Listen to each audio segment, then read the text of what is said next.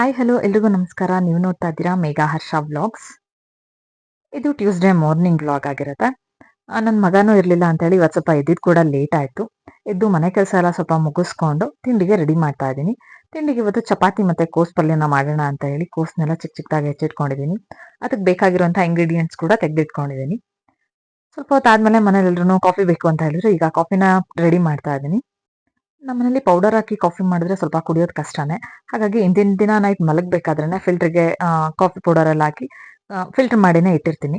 So ಹಂಗಾಗಿ ಬೆಳಗ್ಗೆ ಎದ್ದ ತಕ್ಷಣನೇ ಕಾಫಿ ಬೇಕು ಅಂತ ಅಂದ್ರೆ ಮಾಡೋದಕ್ಕೂ ನಮಗೂ ಈಸಿ ಆಗುತ್ತೆ. ಅವಾಗ ಫಿಲ್ಟರ್ ಮಾಡ್ಕೊಂಡು ಅವಾಗ ಕಾಫಿ ಮಾಡೋದಕ್ಕೆ ಸ್ವಲ್ಪನೇ ಕಷ್ಟ ಅನ್ಸುತ್ತೆ. ಬಟ್ ಇವಾಗ ಓಕೆ. ಮಾಡಿಟ್ಟಿರೋದ್ರಿಂದ ಹಿಂದಿನ ದಿನ ನೈಟೇನೆ ಮಾಡಿಟ್ಟಿರೋದ್ರಿಂದಾನೆ ಬೆಳಗ್ಗೆ ಎದ್ದ ತಕ್ಷಣ ಬೇಗನೆ ಆಗೋಗುತ್ತೆ. ಇವಾಗ ಕಾಫಿ ಒಂದ್ ಕಡೆ ಇಟ್ಕೊಂಡು ಕೋಸ್ನೆಲ್ಲ ಒಂದು 2 ರಿಂದ 3 ಸಲ ವಾಶ್ ಮಾಡ್ಕೊತಾ ಇದ್ದೀನಿ. ಯಾಕೆ ಅಂತಂದ್ರೆ ನಾವು ಎಷ್ಟು ಸಲ ವಾಶ್ ಮಾಡ್ಕೊಂಡ್ರು ಇದ್ರಲ್ಲಿರುವಂತ ಸ್ಮೆಲ್ ಅಂತೂ ಹೋಗೋದೇ ಇಲ್ಲ. ಕೋಸ್ಗೆ ಅಷ್ಟು ಮೆಡಿಸನ್ ಸ್ಪ್ರೇ ಮಾಡಿರ್ತಾರೆ. ನೀವು ಕೂಡ ಮನೆಯಲ್ಲಿ ಯೂಸ್ ಮಾಡೋದಕ್ಕಿಂತ ಮುಂಚೆ ನೀಟಾಗಿ ಒಂದ್ 2-3 ಸಲ ವಾಶ್ ಮಾಡ್ಕೊಳ್ಳಿ. ನಿಮ್ಗೆ ಎಷ್ಟು ಸಲ ಆಗುತ್ತೆ ಅಷ್ಟು ಸಲ ಮಾಡ್ಕೊಳ್ಳಿ. ಆಮೇಲೆ ನಂತರ ಇದನ್ನ ಬೇಯಕ್ಕಾಕಿದ್ರೇನೆ ಆಯ್ತು. ನಾನು ಇವಾಗ ಇದಕ್ಕೆ ಅದು ಮುಳುಗೋವಷ್ಟು ಕೋಸ್ ಮುಳುಗೋವಷ್ಟು ನೀರನ್ನ ಹಾಕೋತೀನಿ. ನೀರು ಹಾಕೊಂಡು ಸ್ವಲ್ಪ ಉಪ್ಪು ಹಾಕೊಂಡು ಬೇಯಲಿಕ್ಕೆ ಇಡ್ತೀನಿ. ನೀವು ಬೇಕು ಅಂದ್ರೆ ಉಪ್ಪು ಹಾಕೋಬಹುದು. ಯಾಕೆ ಉಪ್ಪು ಹಾಕೋತಿದ್ದೀನಿ ಅಂತ ಅಂದ್ರೆ ಬೇಯಿಸ್ಬೇಕಾದ್ರೆ ಉಪ್ಪಿನ ಅಂಶನೆಲ್ಲ ನೀಟಾಗಿ ಸೊಪ್ಪು ಹಿಡಿದು ಬಿಡುತ್ತೆ. ಅಂದ್ರೆ ಮೀನ್ಸ್ ಕೋಸ್ ಹಿಡಿದು ಬಿಡುತ್ತೆ. ಇಲ್ಲ ಅಂತಂದ್ರೆ ನೀವು ಒಗ್ಗರಣೆಲಿ ಹಾಕೊಂಡು ಬೇಯಿಸ್ಕೊತೀನಿ ಅಂದ್ರೆ ಅದು ಓಕೆ, ಆ ಥರನೂ ಮಾಡ್ಕೋಬಹುದು. ಇವಾಗ ಲಿಡ್ನ ಕ್ಲೋಸ್ ಮಾಡಿ ಬೇಯಲಿಕ್ಕೆ ಇಡ್ತೀನಿ. ನಾವು ಕಾಫಿ ಎಲ್ಲ ಕುಡಿದು ಮುಗಿಸೋ ಅಷ್ಟರಲ್ಲಿ ರೆಡಿ ಆಗ್ಬಿಡುತ್ತೆ. ಇವಾಗ ಕಾಫಿ ಮಾಡ್ತಿರೋದ್ರಿಂದ ಆ, ಕೆನೆಗಡ್ಲಿಕ್ಕೆ ಬಿಡ್ಬೇಡಿ. ಇದು ಫಿಲ್ಟರ್ ಕಾಫಿ ಆಗಿರೋದ್ರಿಂದ ಕೆನೆನೆ ಬಾಯಿಗೆ ಸಿಕ್ಬಿಡುತ್ತೆ. ಸೋಸಿದ್ರೆ ಅದ್ರ ನೊರೆ ಎಲ್ಲ ಹೋಗ್ಬಿಟ್ಟು ಟೇಸ್ಟ್ ಇಲ್ಲ ಅನ್ನಿಸ್ಬಿಡುತ್ತೆ. ಟೇಸ್ಟ್ ಸಿಗಲ್ಲ.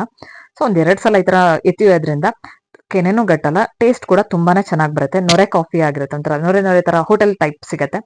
ಇವಾಗ ಇದಕ್ಕೆ ನಾನು ಮಾಡಿಟ್ಕೊಂಡಿರುವಂತ ಡಿಕಾಕ್ಷನ್ ಇದನ್ನ ಹಾಕ್ತಾ ಇದ್ದೀನಿ. ಸೊ ಇದು ಹಾಕಿದ್ಮೇಲೆ ಕೂಡ 2 ಸಲ ಅದೇ ತರ ಎತ್ತು ಇದ್ಬಿಟ್ಟು 1 ರಿಂದ 2 ನಿಮಿಷ ಇದನ್ನ ಬಿಸಿ ಮಾಡಿದ್ರೆ ಸಾಕು. ಜಾಸ್ತಿ ಬಿಸಿ ಮಾಡ್ಲಿಕ್ಕೆ ಹೋಗ್ಬೇಡಿ.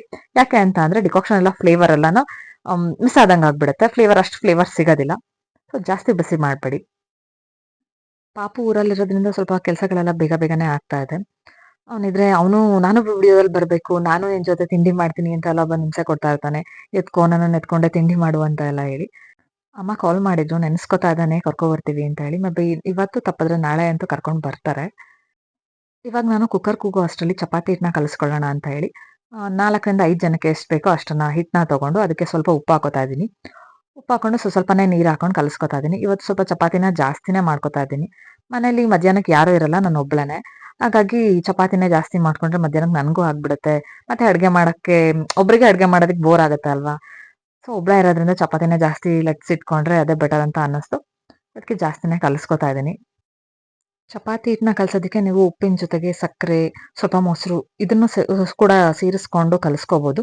ತುಂಬಾನೇ ಸಾಫ್ಟ್ ಆಗಿ ಬರುತ್ತೆ. ಬಟ್ ನಾವು ಎಷ್ಟು ಅದನ್ನ ಮೆದಿತೀವೋ ಅಷ್ಟು ಕೂಡ ಚೆನ್ನಾಗಿ ಬರುತ್ತೆ. ಸೊ ಸ್ವಲ್ಪನೇ ಎಣ್ಣೆ ಹಾಕೊಂಡು ಮೆದಿತಾ ಬನ್ನಿ, ತುಂಬಾನೇ ಚೆನ್ನಾಗಿ ಸಾಫ್ಟ್ ಆಗುತ್ತೆ. ಮೊಸರು ಸೇರಿಸೋದ್ರಿಂದನೂ ಕೂಡ ತುಂಬಾ ಸಾಫ್ಟ್ ಆಗುತ್ತೆ ಅಂತಾರೆ. ಬಟ್ ನಾನು ಯಾವ್ದೋ ಟ್ರೈ ಮಾಡಿಲ್ಲ. ನಾನು ಯೂಟ್ಯೂಬಲ್ಲಿ ನೋಡಿರೋದು ಸಕ್ಕರೆ ಮತ್ತೆ ಮೊಸರನ್ನ ಸೇರಿಸ್ಬಿಟ್ಟು ಮಾಡ್ತಾರೆ ಅಂತ ಹೇಳಿ. ನಾನು ಚಪಾತಿ ಹಿಟ್ಟನ್ನ ಕಲಸಿದ್ದಾಯ್ತು. ಇವಾಗ ಪಲ್ಯಕ್ಕೆ ರೆಡಿ ಮಾಡ್ಕೋಬೇಕು. ಚಪಾತಿ ಹಿಟ್ಟು ಕಲಸೋ ಅಷ್ಟರಲ್ಲಿ ಕುಕ್ಕರ್ ಕೂಡ ಕೂಗ್ತು. ಆಫ್ ಮಾಡ್ಕೊಂಡು ಇವಾಗ ಪಲ್ಯ ಮಾಡೋದಕ್ಕೆ ರೆಡಿ ಮಾಡ್ಕೋತೀನಿ.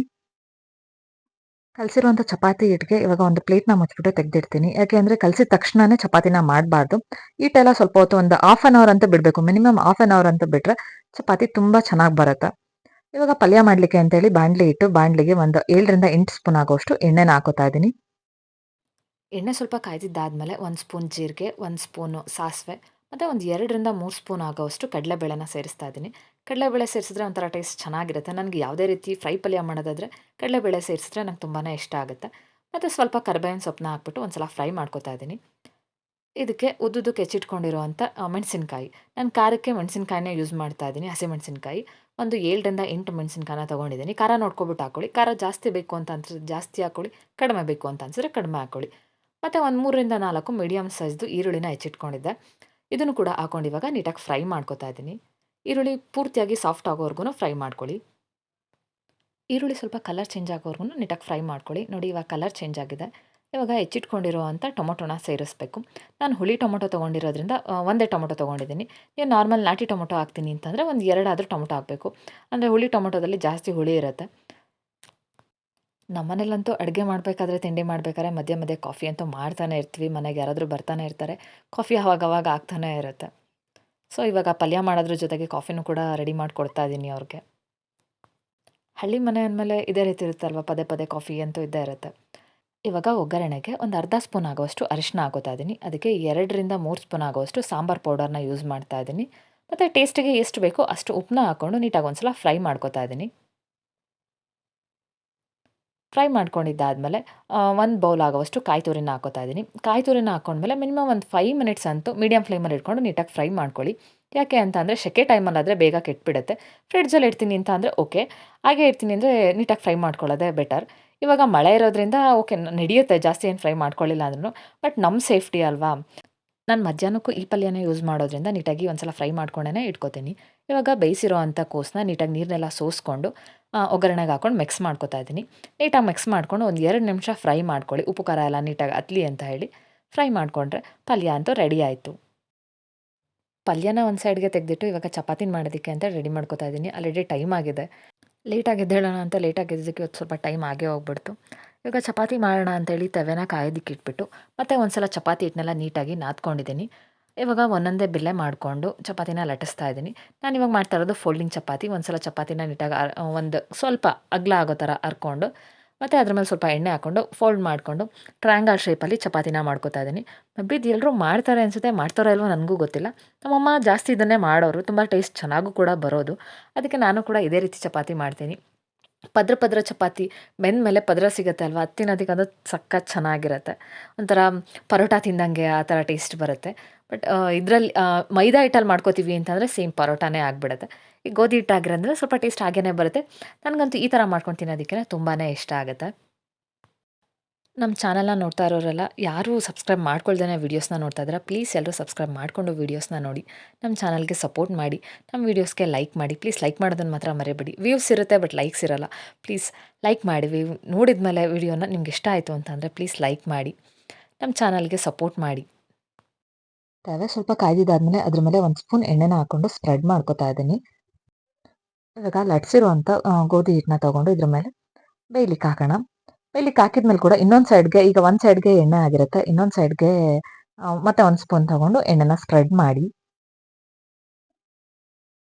ಮೀಡಿಯಮಲ್ಲಿ ಅಥವಾ ಸಿಮ್ಮಲ್ಲಿ ಇಟ್ಕೊಂಡೇ ಬೇಯಿಸ್ಕೊಳ್ಳಿ. ಇಲ್ಲ ಹೈ ಫ್ಲೇಮಲ್ಲಿ ಇಟ್ಕೊಂಡು ಬೇಯಿಸ್ಕೊತೀನಿ ಅಂತ ಅಂದರೆ ಚಪಾತಿ ಬೇಗನೆ ಒತ್ತೋಗ್ಬಿಡುತ್ತೆ. ಮೀಡಿಯಮ್ ಫ್ಲೇಮಲ್ಲಿ ಇಟ್ಕೊಂಡು ಬೇಯಿಸ್ಕೊಳ್ಳಿ. ಸ್ವಲ್ಪ ನಿಧಾನ ಆದರೂ ಪರವಾಗಿಲ್ಲ, ಚಪಾತಿ ನೀಟಾಗಿ ಬೇಯುತ್ತೆ. ಚಪಾತಿನ ಬೇಯಿಸ್ಬೇಕಾದ್ರೆ ಮಗ್ಚೋಕೈಯಿಂದ ಪ್ರೆಸ್ ಮಾಡ್ಬಿಟ್ಟು ಬೇಯಿಸೋದಕ್ಕೆ ಹೋಗ್ಬೇಡಿ. ಯಾಕೆಂದರೆ ಸ್ವಲ್ಪ ಗಟ್ಟಿ ಗಟ್ಟಿ ಥರ ಬಂದ್ಬಿಡುತ್ತೆ. ಹಾಗೇನೇ ಟರ್ನ್ ಮಾಡ್ತಾ ಇದ್ರೆ ಚಪಾತಿ ತುಂಬಾನೇ ಸಾಫ್ಟ್ ಆಗಿ ಬರುತ್ತೆ. ಈಗ ನಾವು ಟಿವಿಲೆಲ್ಲ ನೋಡ್ತೀವಲ್ವ, ಅಡ್ವರ್ಟೈಸರೆಲ್ಲ ಫ್ಲಫಿ ಫ್ಲಫಿ ಆಗಿ ಬರುತ್ತೆ ಅಲ್ವಾ, ಆ ಥರ ಚೆನ್ನಾಗಿ ಬರುತ್ತೆ. ನಾನು ಪ್ರತಿಯೊಂದು ಚಪಾತಿನೂ ಕೂಡ ಫೋಲ್ಡಿಂಗ್ ಚಪಾತಿನೇ ಮಾಡ್ಕೊಳ್ಳೋದು. ಟೈಮ್ ಇರೋದ್ರಿಂದ ಮಾಡ್ಕೋತೀನಿ. ಟೈಮ್ ಇಲ್ಲ ಅಂತಂದರೆ ಕೂಡ ಒಂದೆಳೆ ಚಪಾತಿ ಮಾಡ್ಕೊಬಿಡ್ತೀನಿ ಅಷ್ಟೇ. ನೀವು ಕೂಡ ಟೈಮ್ ಇದ್ದರೆ ಈ ಥರ ಫೋಲ್ಡಿಂಗ್ ಚಪಾತಿ ಮಾಡ್ಕೊಳ್ಳಿ. ಇಲ್ಲ ಅಂತ ಅಂದರೆ ಒಂದೆಳೆ ಚಪಾತಿನೇ ಮಾಡ್ಕೊಳ್ಳಿ, ನಡೆಯುತ್ತೆ. ಇವಾಗ ತಿಂಡಿ ಪ್ರಿಪೇರ್ ಮಾಡಿದ್ದೆಲ್ಲ ಆಯಿತು. ಇವಾಗ ಮಾಡಿರೋದನ್ನೆಲ್ಲ ಮೀನ್ಸ್ ಪಾತ್ರೆಗಳನ್ನೆಲ್ಲ ತೆಗೆದು ಸಿಂಕಿಗೆ ಹಾಕ್ಬಿಡ್ತೀನಿ ವಾಶ್ ಮಾಡೋದಕ್ಕೆ ಅಂತ ಹೇಳಿ. ಇಲ್ಲ ಅಂತಂದರೆ ಮತ್ತೆ ಅಡುಗೆ ಮನೆಗೆ ಬಂದು ನೋಡಿದಾಗ ಒಂಥರ ಹಿಂಸೆ ಅನ್ನಿಸ್ಬಾರ್ದು ಅಲ್ವಾ. ಅವಾಗಿಂದ ಅವಾಗಲೇ ಕ್ಲೀನ್ ಮಾಡ್ಕೊಬಿಟ್ರೆ ಅಡುಗೆ ಮನೆಯೂ ಕೂಡ ನೋಡೋದಕ್ಕೆ ಚೆನ್ನಾಗಿರುತ್ತೆ. ಮತ್ತು ನಮಗೆ ಅಡುಗೆ ಮನೆಗೆ ಬರೋದು ಕೂಡ ಮನ್ಸು ಚೆನ್ನಾಗಿರುತ್ತೆ. ಸೊ ಅವಾಗಿಂದ ಅವಾಗಲೇ ನಾನಂತೂ ಕ್ಲೀನ್ ಮಾಡ್ಕೋತೀನಿ. ಇವಾಗ ನೀಟಾಗೆಲ್ಲ ಕ್ಲೀನ್ ಮಾಡ್ಕೊಂಡಿದ್ದೆಲ್ಲ ಆದಮೇಲೆ ಚಪಾತಿ ಮತ್ತು ಪಲ್ಯನ ಒಂದು ಸೈಡ್ಗೆ ತೆಗೆದಿಟ್ರೆ, ಬೇಕು ಅಂತ ಅಂದವರೆಲ್ಲ ಅಂದರೆ ತಿಂಡಿ ತಿನ್ನಬೇಕು ಅಂತ ಅರ್ಜೆಂಟ್ ಇದ್ದರೆ ಬಂದ್ಬಿಟ್ಟು ಹಾಕೊಂಡು ಅವರೇನೆ ತಿಂತಾರೆ. ಹಾಕೊಡ್ಲೇಬೇಕು ಅಂತ ಏನಿದೆಯಲ್ಲ. ಸೊ ಅದನ್ನೆಲ್ಲ ಒಂದು ಕಡೆ ಸೈಡಲ್ಲಿ ಎತ್ತಿಟ್ಬಿಡ್ತೀನಿ. ತಿಂಡಿ ಎಲ್ಲ ಪ್ರಿಪೇರ್ ಮಾಡಿದ್ಮೇಲೆ ನಾನು ಸ್ನಾನ ದೇವ್ರ ಪೂಜೆ ಮಾಡೋದು. ಏಕೆ ಅಂತ ಅಂದರೆ ಪಾಪು ಇರೋದ್ರಿಂದ ಅವನು ಎದ್ಬಿಟ್ರೆ ಒಂಥರ ಹಿಂಸೆ ಆಗಿಬಿಡುತ್ತೆ ತಿಂಡಿ ಮಾಡೋದಕ್ಕೆ. ಅದಕ್ಕೆ ಫಸ್ಟ್ ತಿಂಡಿಗೆ ಏನೇನು ಬೇಕು ಎಲ್ಲ ರೆಡಿ ಮಾಡಿ ಇಟ್ಬಿಟ್ಟು ತಿಂಡಿ ರೆಡಿ ಮಾಡಿದ್ಮೇಲೆ ದೇವ್ರ ಪೂಜೆ ಕಡೆ ಹೋಗ್ತೀನಿ. ಇವಾಗ ಪಾಪು ಇಲ್ಲದೆ ಇರೋದ್ರಿಂದ ಅದೇ ರೂಟೀನ್, ಇದ್ರೂ ಇಲ್ಲದೆ ಇದ್ರೂ ಅದೇ ರೂಟೀನ್ ಫಾಲೋ ಆಗ್ತಾ ಇದೆ. ಸ್ನಾನ ಪೂಜೆ ಎಲ್ಲ ಮುಗಿಸಿ ತಿಂಡಿ ತಿಂದರೆ ಒಂಥರ ಸಮಾಧಾನ. ತಿಂಡಿ ತಿಂದ್ಬಿಟ್ರು ಅಂದರೆ ಮುಗೀತು, ಸೋಂಬೇರಿತನ ಸ್ಟಾರ್ಟ್ ಆಗಿಬಿಡುತ್ತೆ. ಅಯ್ಯೋ ಸ್ನಾನನ ಲೇಟಾಗಿ ಮಾಡಿದ್ರೆ ಆಗುತ್ತಲ್ವ, ಮಧ್ಯಾಹ್ನ ಸಂಜೆ ಅಂದ್ಕೊಂಡು ಲೇಟ್ ಮಾಡಿಬಿಡ್ತೀವಿ. ಡೈಲಿ ನಾನೇ ಮಾಡಬೇಕು ಅಂತ ಇಲ್ಲ, ನಮ್ಮ ಅತ್ತೆ ಇದ್ರೆ ನಮ್ಮ ಅತ್ತೆ ಮಾಡ್ಕೋತಾರೆ. ಯಾರು ಫ್ರೀ ಇರ್ತೀವಿ ಅವ್ರು ಮಾಡ್ಕೋತೀವಿ ಅಷ್ಟೇ. ಇವತ್ತು ನಮ್ಮ ಅತ್ತೆ ಮತ್ತು ನನ್ನ ಹಸ್ಬೆಂಡ್ ಹೊರಗಡೆ ಹೊರಟಿದ್ರಿಂದ ನೀನೇ ಮಾಡಿಬಿಡು ಅಂತ ಹೇಳ್ಬಿಟ್ಟು ಹೋಗಿದ್ರು. ಹಾಗಾಗಿ ನಾನೇನು ಮಾಡ್ತಾ ಇದ್ದೀನಿ. ಎಲ್ಲ ಮುಗಿಸಿ ತಿಂಡಿ ತಿನ್ನೋದ್ರೊಳಗಡೆ ಒಂದು 10:30, 11 ಅಂತೂ ಆಗಿತ್ತು ಅಂತ ಅನ್ಕೋತೇನೆ. ಈ ವಿಡಿಯೋನ ಇಲ್ಲಿಗೆ ಎಂಡ್ ಮಾಡ್ತಾ ಇದ್ದೀನಿ. ಮತ್ತೆ ಮುಂದಿನ ವಿಡಿಯೋಗೋಸ್ಕರ ವೆಯ್ಟ್ ಮಾಡ್ತಾ ಇರಿ. ಅಲ್ಲಿವರೆಗೂ ನನ್ನ ಮಿಸ್ ಮಾಡ್ಕೋತಾ ಇದ್ರಿ. ನಮ್ಮ ಚಾನಲ್ನ ಸಬ್ಸ್ಕ್ರೈಬ್ ಆಗೋದನ್ನ ಮಾತ್ರ ಮರಿಬೇಡಿ. ಪ್ಲೀಸ್ ನಮ್ಮ ಚಾನಲ್ನ ಸಬ್ಸ್ಕ್ರೈಬ್ ಆಗಿ, ನಮ್ಮ ವಿಡಿಯೋಸ್ಗೆ ಲೈಕ್ ಮಾಡಿ, ಮತ್ತು ಶೇರ್ ಮಾಡಿ, ಕಮೆಂಟ್ ಮಾಡಿ. ನಮ್ಮ ಚಾನಲ್ಗೆ ಪ್ಲೀಸ್ ಸಪೋರ್ಟ್ ಮಾಡಿ. Thanks for watching.